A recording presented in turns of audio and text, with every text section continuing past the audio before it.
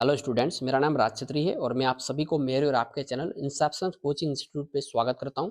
आज हम लोग डब्ल्यू पुलिस कांस्टेबल साथ ही कलकत्ता पुलिस कांस्टेबल्स और एसआई के लिए जनरल अवेयरनेस का मॉक टेस्ट नंबर 22 करने वाले हैं। और इसके आगे भी मैंने यूट्यूब पर जनरल अवेयरनेस के कुछ वीडियोज अपलोड कर दिए, तो आप लोग वीडियो को जाके देख सकते हैं। वहां से वीडियो को चेक कर सकते हैं और क्वेश्चंस को बार बार रिवाइज कर सकते हैं, क्योंकि उस सेट से मैंने जितने भी क्वेश्चंस डिस्कस किए वो सारे questions exam point of view से काफी ज्यादा इंपॉर्टेंट है। और देखना, आपको एग्जाम में एज इट इज क्वेश्चंस वहां से देखने को मिल सकता है। अगर मैं इस सेट की बात करूं तो इस सेट से मैंने डिफरेंट स्टेट्स पुलिस एग्जामिनेशंस के प्रीवियस ईयर में बार बार पूछे गए क्वेश्चंस को पिक करने की कोशिश की है। तो चलिए स्टार्ट कर लेते हैं। देखते हैं आज के सेशन का सबसे पहला क्वेश्चन। आपको क्वेश्चन को रीड करना है नेपाली और बंगाली में, क्योंकि आप सबको पता है कि आपके एग्जाम का जो लैंग्वेज होने वाला है वो नेपाली और बंगाली होने वाला है, ठीक है। लेकिन यहाँ से मैं आपको क्वेश्चन को समझाने की कोशिश करूंगा क्वेश्चन को इंग्लिश और हिंदी में रीड करके, ठीक है। तो चलिए पढ़ लेते हैं क्वेश्चन नंबर 1 को क्या लिखा है। Which one of the following glands produces growth hormone somatotropin? कहने का अर्थ, निम्नलिखित में से कौन सी ग्रंथि वृद्धि हार्मोन सोमाटोट्रोफिन उत्पन्न करती है। तो इसका जो करेक्ट आंसर बनेगा वो बनेगा हमारा पिट्यूटरी ग्लैंड, या बोलेंगे पिट्यूटरी ग्रंथि। ये हमारे शरीर में सोमाटोट्रोफिन हार्मोन, जिसको हम लोग जानते हैं जनरली ह्यूमन ग्रोथ हार्मोन के नाम से, इसको बनाने का काम करती है या इसको प्रोड्यूस करने का काम करती है, ठीक है। सोमाटोट्रोफिन, आपको ये नाम डायरेक्टली एग्जाम में पूछा जाएगा कि कौन सी ग्रंथि रिलीज करती है, ठीक है। आपको पता होना चाहिए पिट्यूटरी ग्लैंड, ठीक है, पिट्यूटरी ग्रंथि। अगर मैं यहाँ पर पिट्यूटरी ग्लैंड के बारे में बात करूँ तो आपको पता होना चाहिए कि पिट्यूटरी ग्लैंड को हम लोग जानते हैं मास्टर ग्लैंड के नाम से।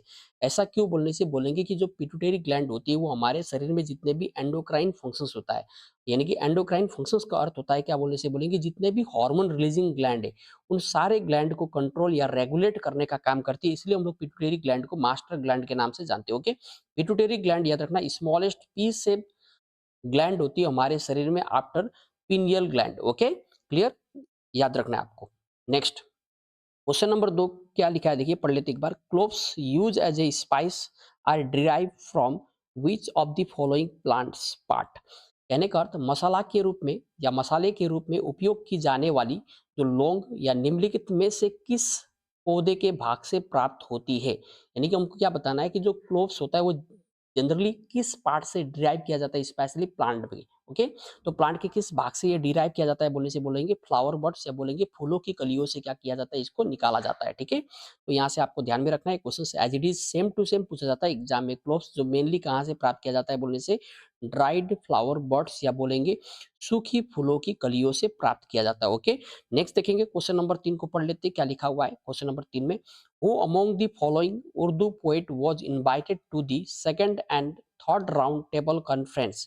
निम्नलिखित में से किस उर्दू कवि को दूसरे और तीसरे गोलमेज सम्मेलन जो कि लंदन में हुआ था, पता होना चाहिए आपको, में आमंत्रित किया गया था। इसका जो करेक्ट आंसर होगा वो होगा आपका मोहम्मद इकबाल। ये वो उर्दू कवि थे जिनको, ठीक है ना, सेकंड और थर्ड राउंड टेबल कॉन्फ्रेंस में इनवाइट किया था। और इनको हम लोग जानते हैं स्पिरिचुअल फादर ऑफ पाकिस्तान के नाम से, या बोलेंगे पाकिस्तान का आध्यात्मिक पिता, या बोलेंगे पाकिस्तान का आध्यात्मिक जनक के नाम से हम लोग इनको बुलाते हैं, ओके। किनको, मोहम्मद इकबाल को। और जो अगर मैं यहाँ पर राउंड टेबल कॉन्फ्रेंस की बात करूँ, इसके बारे में मैं आपको बाद में एकदम डिटेल वीडियो में इसको समझाने की कोशिश करूंगा कि राउंड टेबल कॉन्फ्रेंस में क्या क्या हुआ था, ठीक है ना। तो यहाँ से पहले जान लेते हैं एक दो फैक्ट्स, आपको खाली डेट पता होना चाहिए अभी के लिए कि राउंड टेबल कॉन्फ्रेंस ये लंदन में हेल्ड हुआ था। समय बोले तो 1930 से 1932 के बीच में जो फर्स्ट राउंड टेबल कॉन्फ्रेंस हुआ था ये नवंबर 12 से, ठीक है ना, नवंबर 12 1930 से जनवरी 19 जनवरी 1931 तक आपको पता होना चाहिए। और सेकंड राउंड टेबल कॉन्फ्रेंस ये सितंबर से दिसंबर तक 1931 में, और थर्ड राउंड टेबल कॉन्फ्रेंस 17 नवंबर से 24 दिसंबर 1932 तक, ठीक है ना। ये लंदन लंदन में हुआ था, ये आपको पता होना चाहिए, ठीक है ना। लंदन में, लंदन बोलते हैं हिंदी में, याद रखना, ठीक है ना, लंदन में हुआ था, क्लियर। नेक्स्ट देखिए क्वेश्चन नंबर 4 को पढ़ लेते हैं क्या लिखा हुआ है। Which one of the following states has build the famous Gandhi Sagar across the Chambal river बोल के पूछा जा रहा है। यानी कि निम्नलिखित में से किस राज्य में, ठीक है ना, चंबाल नदी पर प्रसिद्ध गांधी सागर का निर्माण किया। जो गांधी सागर बांध है इसका निर्माण किस राज्य ने, ठीक है ना, चंबाल नदी के ऊपर किया है। तो हम लोग बोलेंगे इसका जो करेक्ट आंसर होगा वो होगा मध्य प्रदेश। अब आपको यहाँ पर बांध को लेके एक दो फैक्ट्स पता होना चाहिए। तो सबसे पहले तो गांधी सागर डैम, इसका लोकेशन आपको पता होना चाहिए, ये मध्य प्रदेश में है, ठीक है ना। किस नदी के ऊपर बोलने से चंबाल नदी के ऊपर बनाया गया, ठीक है ना। अब यहाँ से आपको देखना है मेजर डैम्स इन मध्य प्रदेश के जो इंपॉर्टेंट डैम है। एक तो आपको पता होना चाहिए बाणासागर, दूसरा ओमकारेश्वर, जिसको भी मैंने यहाँ पर ब्लू कलर से हाईलाइट किया है वो आपको पढ़ना है क्योंकि वो एग्जाम में पूछे जाते हैं।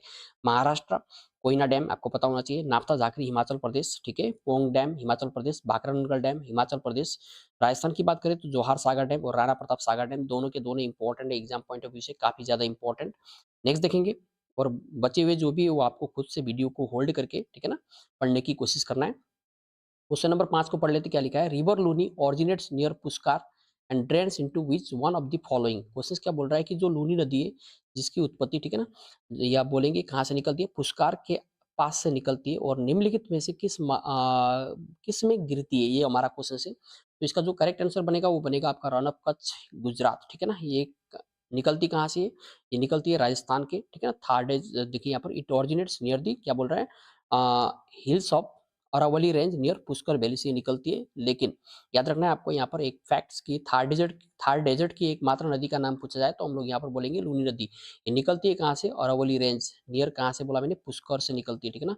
पता होना चाहिए नाम। और इसको हम लोग, और एक नाम जो लूनी नदी को हम लोग जिस नाम से जानते हैं वो आपको पता होना चाहिए, सागरमती इनका दूसरा नाम है, बहुत इंपॉर्टेंट नाम है एग्जाम पॉइंट ऑफ व्यू से, ठीक है ना। और ये भारत की एकमात्र नदी है जो निकलती है भारत से, और ठीक है ना, खत्म भी कहाँ पर होती है, भारत के अंदर ही होती है। तो ये इंपॉर्टेंट है एग्जाम पॉइंट ऑफ व्यू से, क्वेश्चन पूछा जाता है भारत की एकमात्र नदी जो भारत से ही निकलती है और जो कहाँ पर जाके, मतलब भारत में ही जिसका खत्म होता हो, ठीक है ना, वो नदी जो भारत से ही निकलती है, मतलब और डिस्चार्ज भी भारत के अंदर ही होता हो, तो उस रिवर का नाम क्या बोलने से बोलेंगे, लूनी, ठीक है ना।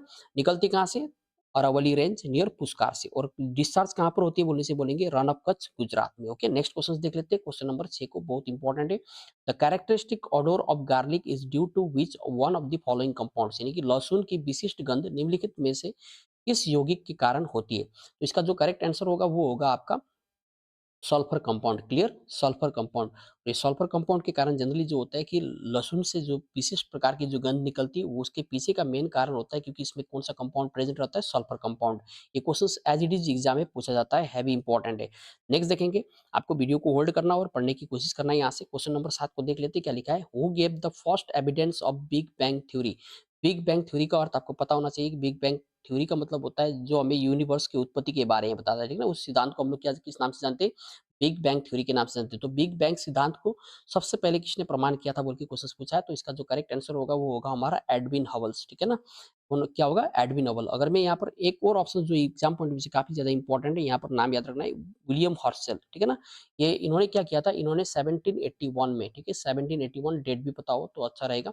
इन्होंने टेलीस्कोप की मदद से जो यूरेनस प्लैनेट था उसको डिस्कवर किया था, क्लियर। ओके, यूरेनस किसको डिस्कवर किया था, यूरेनस आपको पता होना चाहिए, ठीक है। एडविन नोबल याद रखना है नाम, इन्होंने क्या किया था बोलने से, ठीक है, याद रखना है। क्या बोल रहा है कि जो एडविन नोबल था इन्होंने बिग बैंग थ्योरी को सबसे पहली बार बिग बैंग थ्योरी के बारे में एविडेंस प्रमाण दिया था, क्लियर। और जो बिग बैंग थ्योरी होती है जनरली किसके बारे में बताता है बोलने से बोलेगी यूनिवर्स के बर्थ के बारे में, यूनिवर्स की उत्पत्ति के बारे में, क्लियर। ये बहुत ज्यादा इंपॉर्टेंट है। और जो नासा का जो हबल स्पेस टेलीस्कोप है वो भी इनके ही नाम पर पड़ा है, ठीक है ना, क्लियर। नेक्स्ट देखेंगे, क्वेश्चन नंबर 8 को पढ़ लेते। वहां से आपको वीडियो को होल्ड करके एक एक लाइन को पढ़ना है और समझने की कोशिश करना है। मालिक कपूर वॉज हुज जनरल, जो मालिक कपूर थे ये किसका सेनापति था, तो इसका जो करेक्ट आंसर बनेगा वो अलाउद्दीन खिलजी, ठीक है ना। मालिक कपूर को हम लोग दूसरे शब्दों में हजार दिनारी के नाम से भी जानते हैं, ठीक है ना, क्योंकि इसको जो मालिक कपूर जो था इनको अलाउद्दीन खिलजी ने 1000 दिनार में खरीद के लाया था, ठीक है ना। नेक्स्ट, आपको वीडियो को होल्ड करना है और अच्छी तरह से पढ़ना है चीजों को। नेक्स्ट देखना है, क्वेश्चन नंबर 9 को पढ़ लेते हैं, क्या लिखा है, among the following who is given the credit of carrying Jainism in south India. निम्नलिखित में से दक्षिण भारत में जैन धर्म को आगे बढ़ाने का श्रेय किसे दिया जाता है। इसका जो करेक्ट आंसर होगा वो होगा हमारा भद्रबाहु, ठीक है ना। बहुत इंपॉर्टेंट है क्वेश्चन, ठीक है, भद्रबाहु। इनके बारे में एक दो फैक्ट जानने की कोशिश करते हैं। सबसे पहले तो देखिए जो चंद्रगुप्त मौर्य थे, जीवन के अंतिम काल में, याद रखना ये आदमी चंद्रगुप्त मौर्य, जो कि मौर्य वंश के सबसे महान शासक के नाम से जाने जाते हैं, चंद्रगुप्त मौर्य, ठीक है ना। भद्रबाहु के शरण में गए थे ये, ठीक है ना, चंद्रगुप्त मौर्य। और इन्होंने भद्रबाहु से ही क्या किया था, जैन धर्म का, ठीक है ना, जैन धर्म का शिक्षा अर्जन किया था, याद रखना है, ठीक है ना। जैन धर्म को एडॉप्ट किया था, इनको जैन धर्म में कन्वर्ट करवाने वाला कौन था, भद्रबाहु, ठीक है ना। और जीवन के अंतिम काल में, याद रखना, चंद्रगुप्त मौर्य ने अपना जो जीवन का जो अंतिम काल था वो कहाँ पर बिताया था, ये क्वेश्चन पूछा जाता है। कहाँ पर पता होना चाहिए आपको, ठीक है ना, श्रावणा बेलागोला कर्नाटका, ठीक है ना। ओके, और यहाँ पर आपको याद रखना है कि जो भद्रबाहु जी थे, इनके डेथ के बाद में क्या हुआ था कि जो जैन धर्म था, ये 2 हिस्सों में टूट गया था, ठीक है ना? एक को हम लोग जानते हैं श्वेतंबरा, तो दूसरे को हम लोग किस नाम से जानते हैं? दिगंबरा के नाम से। ये आपको पता होना चाहिए, ठीक है ना? ओके। और भद्रबाहु किसके कोर्ट पोएट थे बोलने से क्या बोलेंगे? ये थे चंद्रगुप्त मौर्य के कोर्ट पोएट, ओके। और जैन धर्म को साउथ इंडिया में प्रचार प्रसार करने वाला कौन था बोलने से? भद्रबाहु। क्लियर? इंपॉर्टेंट क्वेश्चन है, वो पूछा जा सकता है। देखेंगे क्वेश्चन नंबर 10 को। What is the Chinese parliament called? यानी कि चीन के संसद को हम लोग किस नाम से बुलाते हैं? तो इसका जो करेक्ट आंसर बनेगा वो बनेगा नेशनल पीपल कांग्रेस। पता हो तो बढ़िया रहेगा, एग्जाम में पूछ सकता है। देखो यहाँ पर आपको देखना है क्या बोलने से, सोरा। सोरा कहाँ का है? अफगानिस्तान का। जातीय पार्लियामेंट बांग्लादेश का। नेशनल पीपल असेंबली या कांग्रेस बोलेंगे तो चाइना का। पार्लियामेंट ऑफ कनाडा, क्या सॉरी, कनाडा का पार्लियामेंट क्या होता है? सॉरी, कनाडा का क्या होता है? पार्लियामेंट होता है। बार बार एक ही चीज बोल रहा हूँ, पार्लियामेंट ऑफ कनाडा, ठीक है ना? यहाँ पर देखना है नेशनल असेंबली फ्रांस का। नेशनल असेंबली सीनेट बोलते हैं पाकिस्तान को। सीनेट इंपॉर्टेंट है एग्जाम पॉइंट ऑफ व्यू से। संसद इंडिया का है, हम लोग को पता है। पार्लियामेंट भी बोलते हैं, संसद भी बोलते हैं हम लोग यहाँ पर। दूमा या बोलेंगे फेडरल काउंसिल, ये रशिया का है। दूमा ये टर्म्स पूछा जाता है कहाँ का है, ठीक है ना? दूमा जो पार्लियामेंट है वो किस देश का है? नेक्स्ट, डाइट इंपॉर्टेंट है, जापान का है। कांग्रेस यूएसए का, ठीक है। नेक्स्ट, छोगदू कहाँ का है बोलने से? भूटान का। छोगदू तो हम लोग ऐसे ही बोल के बता सकते हैं, नाम से ही पता लग जाता है कि भूटान का है, बुद्धिस्ट नेम है, ठीक है ना? 11 का देख लेंगे क्या लिखा है। Which bank became the first bank to open its branch in China? यानी कि चीन में अपना ब्रांच खोलने वाला या बोलेंगे अपनी शाखा खोलने वाला भारत का कौन सा पहला बैंक बना था? तो इसका जो करेक्ट आंसर होगा वो होगा आपका स्टेट बैंक ऑफ इंडिया, ठीक है। ये आपको पता होना चाहिए। स्टेट बैंक ऑफ इंडिया कब स्टैब्लिश, मतलब चाइना में कब सेटअप हुआ था बोलने से बोलेंगे 1997 में। लेकिन जो, ठीक है ना, वहाँ पर जो ब्रांच शुरू हुआ था वो कब से बोलेंगे? 2006 से। खैर ये डेट आपको याद रखने की जरूरत नहीं है, आपको जो क्वेश्चन था वही क्वेश्चन एज इट इज पूछा जाता है। और अगर पूछा जाए तो बैंक ऑफ इंडिया हमारे देश का जो पहला बैंक था जिन्होंने क्या किया था कि विदेशी धरती पर अपना ब्रांच खोला था, ठीक है ना, ओपन किया था। क्लियर? ये बहुत ज्यादा इंपॉर्टेंट है, याद रखना है, ठीक है। First bank to open its branch outside India बोलने से वो हमारा होगा बैंक ऑफ इंडिया। नेक्स्ट देखेंगे क्वेश्चन नंबर 12 को पढ़ लेते, क्या लिखा है। Which one of the following is of protein fibre? इनमें से, निम्नलिखित में से कौन सा एक प्रोटीन फाइबर है? तो इसका जो करेक्ट आंसर बनेगा वो क्या बनेगा? सिल्क। सिल्क एक क्या है बोलने से? Protein fibre, okay. आपको ध्यान में रखना है जो सिल्क है ये एक नेचुरल प्रोटीन फाइबर है, ठीक है। मेनली किससे बनाया जाता है बोले कि किससे बनता है बोले से बोलेंगे ये बनता है फाइब्रोइन। किससे? Fibroin, okay. फाइब्रोइन नाम याद रखना है, फाइब्रोइन, ओके। मेनली किससे प्रोड्यूस होता है बोलने से? ये एक प्रोटीन जो कि कीड़ों के लार्वा द्वारा, ठीक है ना, कोकून बनाने के लिए उत्पादित होता है, ठीक है ना, उससे प्रोड्यूस होता है। अब आपको ध्यान में रखना है यहाँ पर एक दूसरा हमारे पास में केराटिन। क्या है? Keratin, okay. ये भी एक प्रोटीन फाइबर है। मेनली पाया जाता है कहाँ पर बोले से बोलेंगे हमारे बालों में, नेल यानी कि नाखून में, हॉर्न यानी कि सींग बोलेंगे, दूसरा ऊन यानी कि वूल, ओके, इसमें पाया जाता है। अगर मैं यहाँ पर प्रोटीन हाई, जो top high protein containing food की बात करूँ तो इसमें आता है सबसे ज्यादा जो प्रोटीन पाया जाता है वो अंडे में पाया जाता है। ये क्वेश्चन पूछा गया ऑलरेडी डब्ल्यू पुलिस कांस्टेबल्स में। नेक्स्ट देखेंगे क्वेश्चन नंबर 13 को पढ़ लेते हैं। In which categories did Marie Curie win her two different Nobel prizes? तो मैरी क्यूरी ने अपने दो अलग अलग नोबेल पुरस्कार किन श्रेणियों में जीते? तो इसका जो करेक्ट आंसर होगा वो होगा आपका फिजिक्स एंड केमिस्ट्री। क्या होगा? Physics and chemistry. This is very very important.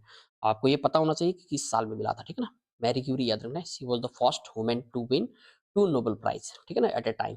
याद रखना है आपको, ठीक है। एक तो आपको 1903 में मिला था, दूसरा कब? 1911 में। फिजिक्स में मिला 1903 में, केमिस्ट्री में 1911 में। ये याद रखना है, इंपॉर्टेंट है, डायरेक्टली पूछा जाता है क्वेश्चन। क्वेश्चन नंबर 14 को पढ़ लेते, क्या लिखा है। How many Indian state shares border with Myanmar? तो भारत के कितने राज्य म्यांमार के साथ में अपनी सीमा शेयर करती है? सीमा क्या करती है, जो बाउंड्री है वो शेयर करती है? तो बोलने से बोलेंगे 4। कितने ऐसे स्टेट से जो म्यांमार के साथ में अपनी बाउंड्री शेयर करती है, साझा करती है? बोलने से बोलेंगे 4 स्टेट से। आपको नाम पता होना चाहिए, अरुणाचल प्रदेश, नागालैंड, मणिपुर और मिजोरम, ठीक है ना। क्लियर? और जो बॉर्डर की जो लंबाई वो लगभग 1643 के से 43 किलोमीटर के आसपास में। नेक्स्ट देखेंगे हमारे पास में क्वेश्चन नंबर 15, बहुत ज्यादा इंपॉर्टेंट। ये पीएससी जो क्लर्कशिप वाले एग्जाम में भी पूछे गए थे। क्वेश्चन क्या बोल रहा है देखिए। Bull and bear is associated with which of the following? यानी कि बुल या बोलेंगे बेल और वो जो भालू है यानी कि बियर, निम्नलिखित में से किससे संबंधित है? तो इसका जो रिलेशन है वो किसके साथ में? स्टॉक मार्केट या बोलेंगे शेयर मार्केट के साथ में, ठीक है ना। आपको वीडियो को होल्ड करना है, एकदम आराम से यहाँ पर अंडरस्टैंड करने की कोशिश करना है चीजों को। बुल किसे कहा जाता है, बियर किसे कहा जाता है, ठीक है ना। अगर मैं यहाँ पर पूरा समझाने की कोशिश करूँ तो वीडियो बहुत ज्यादा लंबा हो जाएगा, ठीक है। क्वेश्चन नंबर 16 पढ़ लेते, क्या लिखा है। बिटवीन हुम was the battle of Khanwa 1527 fought? तो खानवा का जो युद्ध था 1527 में किसके बीच में लड़ा गया था। तो इसका जो करेक्ट आंसर होगा वो होगा आपका बाबर एंड राणा सांगा के बीच में। ओके, ये पता हो तो बढ़िया रहेगा। अब आपको याद रखना है बाबर ने जितना भी युद्ध लड़ा था भारत में, सबसे पहले तो 1526 का पानीपत का युद्ध, ठीक है ना, बाबर और इब्राहिम लोदी के बीच में, ठीक है। नेक्स्ट हमारे पास में बैटल ऑफ खानवा, बाबर और राणा संगा के बीच में, यही क्वेश्चन था हमारा, ठीक है। नेक्स्ट बैटल ऑफ चंदेरी आपको पता होना चाहिए, 1528 मेदिनी राय और बाबर के बीच में।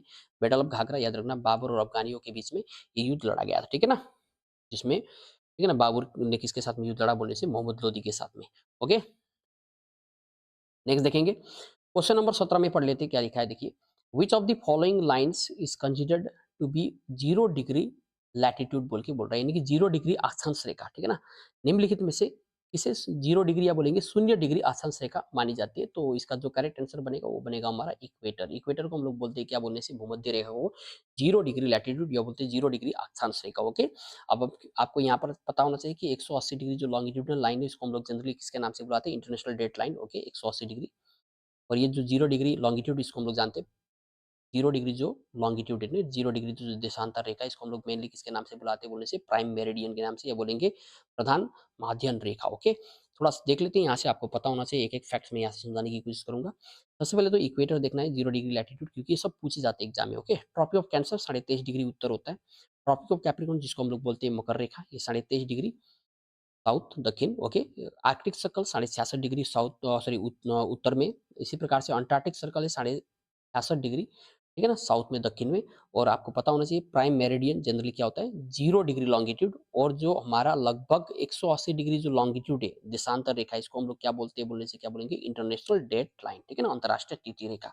बहुत ज्यादा इंपॉर्टेंट, सारे लाइन्स का नॉलेज आपको पता होना चाहिए, क्योंकि ये छोटे छोटे फैक्ट्स जो एग्जाम में पूछे जाते हैं। नेक्स्ट देखेंगे, क्वेश्चन नंबर 18 में क्या लिखा है, what do the paintings of Ajanta Ajanta depict. Okay, Ajanta की जो पेंटिंग है वो क्या दर्शाती है, तो इसका करेक्ट जो उत्तर बनेगा वो बनेगा जातक, या बोलेंगे जातकाज। ओके, जातकाओं की स्टोरी के बारे में बताने की कोशिश करता है। मेनली जातका जो टेल्स होता है वो मेनली किसके बारे में बोलने से, गौतम बुद्ध के, ठीक है ना, गौतम बुद्ध के डिफरेंट फॉर्म्स के बारे में, ठीक है ना। लाइफ ऑफ गौतम बुद्ध लिखो यहाँ पर, life of Gautam Buddha taking birth in both human and animals forms, ठीक है ना। तो गौतम बुद्ध के डिफरेंट फॉर्म्स के बारे में हम लोग को बताने की कोशिश करता है, क्या बोलने से, जातका। ओके, ये आपको कहाँ पर देखने को मिलेगा, mainly Ajanta caps, that is situated in, कहाँ पर है बताइए, औरंगाबाद महाराष्ट्र में आप लोग को देखने को मिलेगा, ठीक है ना। Clear, the paintings of Ajanta mainly किसको दर्शाने का काम करता है बोलने से, बोलेंगे गौतम बुद्ध के विभिन्न फॉर्म्स को, या बोलेंगे रूप को दर्शाने का काम करता है। Okay, clear. अब यहाँ पर मेनली फॉर्म किस किस में देखो, इसमें मानव और पशु दोनों रूप में जन्म लेने वाले गौतम बुद्ध के बारे में बताया गया है। क्लियर। नेक्स्ट देखेंगे, क्वेश्चन नंबर 19 को पढ़ लेते हैं, क्या लिखा है, इंपॉर्टेंट क्वेश्चन है, डिस्कवर्ड दो सोलर सिस्टम्स, सौर मंडल को किसने खोजा था, ये हमारा क्वेश्चन है। तो इसका जो करेक्ट आंसर होगा वो होगा हमारा कोपरनिकस। क्या होगा, कोपरनिकस। चलिए यहाँ से एक दो फैक्ट समझने की कोशिश करते हैं, ठीक है ना। निकोलस जो कोपरनिकस था, इन्होंने, मतलब इनको श्रेय जाता है किसके लिए बोलने से, सौर मंडल की वास्तविक संरचना के लिए, ठीक है ना। क्लियर। तो इन्होंने कौन सा मॉडल दिया था, ये मॉडल आपको पता होना चाहिए, हिलियोसेंट्रिक मॉडल। हिलियोसेंट्रिक मॉडल का मतलब क्या होता है कि जो सन है ना, ये सोलर सिस्टम में एकदम सेंटर में होगा। कहाँ पर होगा, सेंटर में। सेंटर में कौन लाई करेगा बोलने से, सन, ठीक है। और सन के चारों ओर दूसरे प्लैनेट क्या करती है, रिवॉल्व करती है। ये जो मॉडल था ये किसने तैयार किया था बोलने से, बोलेंगे निकोलस कोपरनिकस। और इसको हम लोग जानते हैं हीलियोसेंट्रिक मॉडल के नाम से, ठीक है ना। ठीक है, क्लियर। और मेनली इन्होंने क्या चैलेंज किया था बोलने से, इन्होंने जो जियोसेंट्रिक मॉडल, यानी कि जिसने पृथ्वी को केंद्र पर बताया था, उस वाले, ठीक है ना, थ्योरी को क्या करता है जनरली बोलने से, चैलेंज करता है। क्लियर, ये जो मॉडल होता है, ठीक है ना, जो हीलियोसेंट्रिक मॉडल, ये नाम याद रखना है, बहुत ज्यादा इंपॉर्टेंट, और ये जनरली एग्जाम में पूछे जाते हैं। नेक्स्ट किसने दिया था heliocentric model, specially solar systems का। सोलर सिस्टम में जो होते हैं सन, ठीक है ना, कहाँ पर होते हैं, सेंटर में होते हैं। हीलियोसेंट्रिक का मतलब यही होता है। नेक्स्ट देखेंगे थोड़ा, क्वेश्चन नंबर 20 को पढ़ लेते हैं। क्या है, आपको वीडियो को होल्ड करना है और एक एक लाइन वहां से समझने की कोशिश करना है। मैं डिटेल में इसलिए एक्सप्लेन नहीं कर पा रहा हूँ कि वीडियो बहुत ज्यादा लंबा हो जाता है, 40-50 मिनट का हो जाता है, तो इसलिए थोड़ा सा वीडियो को शॉर्ट करने के लिए, ठीक है ना, मैं यहाँ पर मेन केवल बात डिस्कस कर रहा हूँ। नेक्स्ट देखते हैं, the cells which have the least regeneration capacity is which of the following, यानी कि जिन कोशिकाओं की पुनर्जन्म क्षमता सबसे कम होती है वह निम्नलिखित में से कौन सी होती है। देखिए हमारी जो ब्रेन की जो सेल होती है ना, इसकी पुनर्जन्म, जो क्या बोलते हैं, पुनर्जन्म जो क्षमता होती है वो सबसे कम होती है। इसलिए हम लोग को हमेशा, जब भी गाड़ी वगैरह में जाते हैं, जब बाइक वगैरह चलाते हैं ना, तो हम लोग को थोड़ा-सा होशियार होना होता है। तो इसलिए हम लोग को हेलमेट पहनने का भी क्या दिया जाता है सुझाव, क्योंकि हमारे जो ब्रेन की जो कोशिकाएँ होती है वो एकदम क्या होती है, नाज़ुक होती है, ठीक है ना? वो अगर एक बार लॉस्ट हो जाती है तो फिर वो दोबारा से उसको रीजनरेट करने में कैपेबल नहीं हो पाती है, ठीक है ना? इसलिए याद रखना ये क्वेश्चंस बहुत ज़्यादा इंपॉर्टेंट है। क्लियर? नेक्स्ट देखते हैं क्वेश्चन नंबर 21 को देख लेते हैं क्या लिखा है, देखिए how many countries are members of SAARC, यानी कि सार्क के कितने देश सदस्य हैं? तो इसका जो करेक्ट आंसर बनेगा वो क्या होगा 8। ओके, अब आपको यहाँ से एक दो फैक्ट समझना है। सबसे पहले तो साउथ सार्क का फुल फॉर्म क्या होता है, south Asian association for regional and regional corporation. Okay, south Asian association for regional corporation, इसकी स्टैब्लिशमेंट याद रखना है कहाँ पर हुई थी, ढाका में। कब? 8 दिसंबर 1985 को डेट याद रखिए, तो बहुत ठीक है ना, फायदे में रहेंगे आप लोग। नेक्स्ट देखेंगे यहाँ पर सार्क में कुल कितने मेंबर कंट्री है, 8। आपको ये सारे नाम पता होना चाहिए, इसके लिए ट्रिक्स भी आता है, आपको याद रखना है एमबीबीएस पेन बोल के, आप इस ट्रिक्स के माध्यम से भी इसको याद रख सकते हैं। क्लियर? ठीक है ना? आपको क्या करना है, ये ट्रिक्स याद रखना है, एमबीबीएस पेन, इसके माध्यम से आप सार्क वाले देश जितने भी है उसको नहीं भूल पाएंगे। ओके, तो अफगानिस्तान, बांग्लादेश, भूटान, इंडिया, मालदीव्स, नेपाल, पाकिस्तान और श्रीलंका, ये वो 8 मेंबर कंट्रीज है सार्क के। नेक्स्ट देखेंगे क्वेश्चन नंबर 22 को पढ़ लेते हैं। बहुत ज़्यादा इंपॉर्टेंट क्वेश्चन है, एग्जाम में पूछे जाते हैं questions. Which of this is not included as a fundamental rights in the Indian constitutions, इनमें से कौन सा भारतीय संविधान में मौलिक अधिकार के रूप में शामिल नहीं है? तो इसका जो करेक्ट आंसर बनेगा वो बनेगा right to constitutional sorry right to equal wage for equal work. Okay, क्योंकि ये तो हमारा आर्टिकल 19 के अंदर है, right to freedom of speech. Okay, और ये हमारा है आर्टिकल 14 के अंदर। ओके, इक्वलिटी बिफोर लॉ, और ये आर्टिकल 32 में है। और हमको पता है कि हमारे संविधान का भाग 3, ठीक है ना, संविधान का कौन सा पार्ट बोला मैंने, पार्ट थ्री एंड आर्टिकल, ठीक है ना, आर्टिकल 12 से लेकर 35 तक, ये सारे के सारे हमारे फंडामेंटल राइट्स है, ठीक है ना। ये आर्टिकल 39 में आपको मिलेगा equal wage for equal work, तो ये डीपीएसपी का पार्ट है, ठीक है ना, आर्टिकल 39 के अंतर्गत। क्लियर? नेक्स्ट देख लेते हैं क्वेश्चन नंबर 23 को पढ़ लेते हैं क्या लिखा हुआ है। क्वेश्चन इंपॉर्टेंट देखिए, which country hosted the first world earth summit 1992 conventions on environment, यानी कि किस देश ने पर्यावरण पर प्रथम विश्व पृथ्वी शिखर सम्मेलन 1992 में सम्मेलन की मेजबानी की थी? तो इसका जो करेक्ट आंसर बनेगा वो बनेगा आपका ब्राजील। बहुत ज्यादा इंपॉर्टेंट है क्वेश्चन, ठीक है। अब ब्राजील में कहाँ पर, आपको ये पता होना चाहिए, इसका लोकेशन से रियो दी जनेरियो, ब्राजील। क्लियर? अब यहाँ पर Brazil hosted the first world earth summit, जिसको हम लोग और जानते हैं किस नाम से बोलने से, यूएनसीईडी, कहने का अर्थ United Nations conference on environment and development. Okay, कब हुआ था, किस साल को हुआ था, पता होना चाहिए आपको, 1992 में, ठीक है।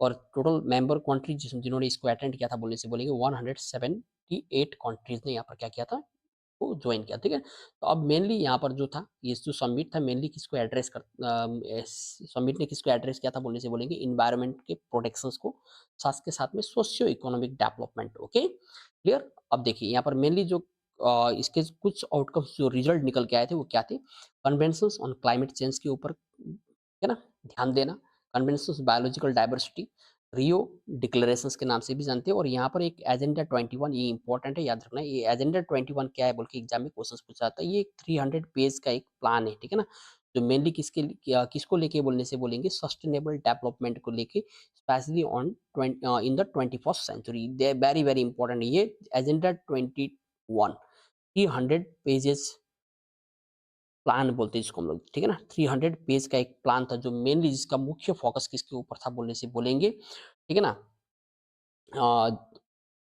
ठीक है, सतत विकास के लिए, ठीक है, एक पेज की योजना बोलते हैं इसको हम लोग, बोलते हैं जनरली क्या बोलने से, एजेंडा 21। वेरी वेरी इंपॉर्टेंट, ये पूछा जाता है एग्जाम में, क्या है बोल के बोलेंगे, ये 300 पेज का एक प्लान, जो मेनली किसके ऊपर फोकस था बोलने से बोलेंगे, sustainable development in the 21st century. Okay, 21वीं सदी में। क्लियर?